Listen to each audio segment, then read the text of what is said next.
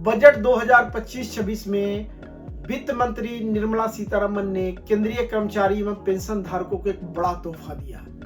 12 लाख तक की इनकम तक जीरो टैक्स। इसके साथ ही आरबीआई की तरफ से पूरे देशवासियों के लिए एक बड़ी खुशखबरी आई।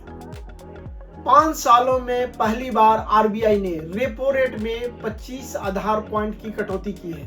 इसका भारतीय आम जनजीवन पे क्या प्रभाव पड़ेगा, रेपो रेट क्या है, ये कैसे कार्य करता है, इस पे पूरी एनालिसिस करेंगे।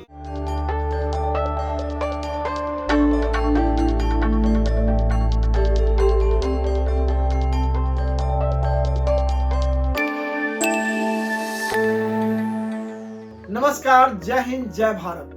1 फरवरी 2025 को माननीय वित्त मंत्री निर्मला सीतारमण जी ने 2025-26 का बजट पेश किया। शानदार बजट, लोगों के उम्मीदों पे खरी बजट। 12 लाख तक की सैलरी पर इनकम तक जीरो टैक्स। इससे बेहतरीन कुछ और नहीं हो सकता था। इसके साथ ही आरबीआई ने पूरे देश के नागरिकों को एक शानदार खबर दी है, एक शानदार खुशखबरी दी है। 25 बेसिक पॉइंट रेपो रेट में कटौती करके आज बात करेंगे रेपो रेट क्या है और पूरी एनालिसिस करेंगे इस खबर की। पूरी खबर पे बात करने से पहले आपको दिखाता हूं आरबीआई के गवर्नर संजय मल्होत्रा की जवानी, पूरी रेपो रेट की कहानी और आरबीआई देश के नागरिकों को क्या सुविधा देने जा रही है, उससे क्या फायदा होगा। Detailed assessment of the evolving macroeconomic and financial developments and the economic outlook. As I mentioned, we are forward-looking.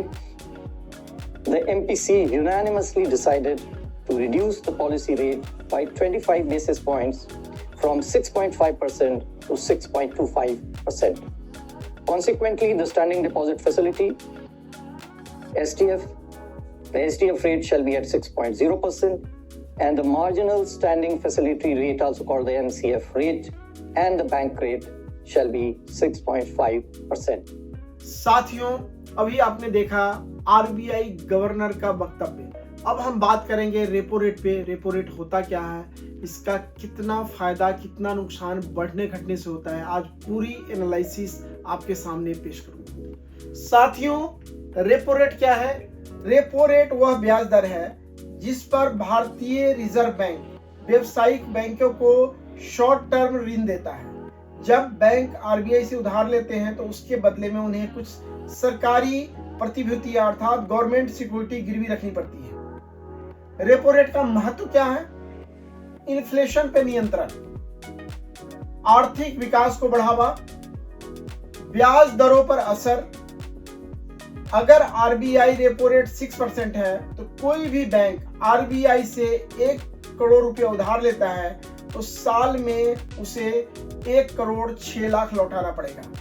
तो रेपो रेट का असर आगे लेंडिंग में या कस्टमर को ब्याज देने में या कस्टमर से ब्याज लेने, दोनों में फर्क डलता है। चाहे इसका स्पेशली मैं बात करूं आपके कार लोन के ऊपर हो, आपके घर के लोन के ऊपर हो, या जो भी आप लोन लेते हैं वो सारा रेपो रेट से संबंधित है। साथियों, रेपो रेट निर्धारित कैसे होता है, कौन करता है, आरबीआई के कमेटी में कौन कौन सदस्य होते हैं, सरकार के द्वारा कितने सदस्य इसमें नॉमिनेट होते हैं, आज इन सब पे बात करने वाला हूं। सबसे पहले हम बात करते हैं एमपीसी क्या है।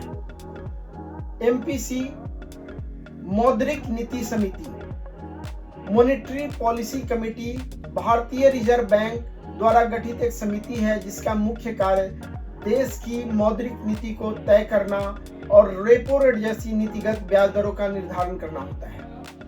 एमपीसी में कितने सदस्य होते हैं? एमपीसी में टोटल 6 सदस्य होते हैं, जो आरबीआई के गवर्नर और आरबीआई के 2 सदस्य और होते हैं, और 3 सदस्य भारत सरकार की तरफ से नॉमिनेटेड होते हैं। सरकार द्वारा 3 नॉमिनेटेड सदस्य बैंकिंग और जो आर्थिक विशेषज्ञ होते हैं उनको नॉमिनेट किया जाता है। उनका कार्यकाल 4 वर्ष का होता है और उनको दोबारा नॉमिनेट नहीं किया जा सकता। 6 सदस्यों की वोटिंग होती है और निर्णायक वोट के बहुमत के अनुसार होता है। यदि वोट बराबर होता है तो आरबीआई के गवर्नर का वोट निर्णायक माना जाता है। साथियों, एक सबसे बड़ा तोहफा जो केंद्र सरकार ने दिया, 12 लाख तक जीरो टैक्स और सैलरी पर्सन के लिए 12,75,000 तक। उसके बाद दूसरा सबसे बड़ा तोहफा आरबीआई की तरफ से आया कि रेपो रेट में 25 बेसिक पॉइंट की कटौती हुई। इसका सबसे बड़ा फायदा हाउसिंग लोन के ऊपर, कार लोन के ऊपर, पर्सनल लोन के ऊपर होने वाला है। 5 सालों में आरबीआई की तरफ से एक सबसे बड़ा निर्णायक फैसला है, एक बड़ी खुशखबरी है जो देश की जनता के लिए है। साथियों, आज की एक खास खबर बजट 2025-26 से टैक्स में होने वाले फायदे के ऊपर था। आरबीआई के द्वारा दिए गए विशेष सहूलियत के ऊपर का था। आरबीआई की तरफ से दिए गए 25 बेसिक पॉइंट की कटौती के ऊपर था। आप सभी के सुझावों पे, आप सभी के कमेंट्स पे, आप सभी के जो कॉल है उसके ऊपर हमारी टीम R&D करती है, उसके ऊपर कार्य करती है और हम उसके ऊपर पूरी न्यूज एनालिसिस करते हैं, न्यूज का पोस्टमार्टम करते हैं और आपके पास पूरी न्यूज को विदाउट अनकट हम परोसते हैं। और इसके साथ ही आपका प्यार, साथ, सहयोग हमेशा मिलता है। इसको बनाए रखें। हमारे चैनल को लाइक करें, सब्सक्राइब करें, शेयर करें, अपने दोस्तों तक पहुंचाएं। एक बार पुनः डिफेंस वेलफेयर न्यूज की तरफ से बहुत बहुत धन्यवाद और आभार। जय हिंद, जय भारत।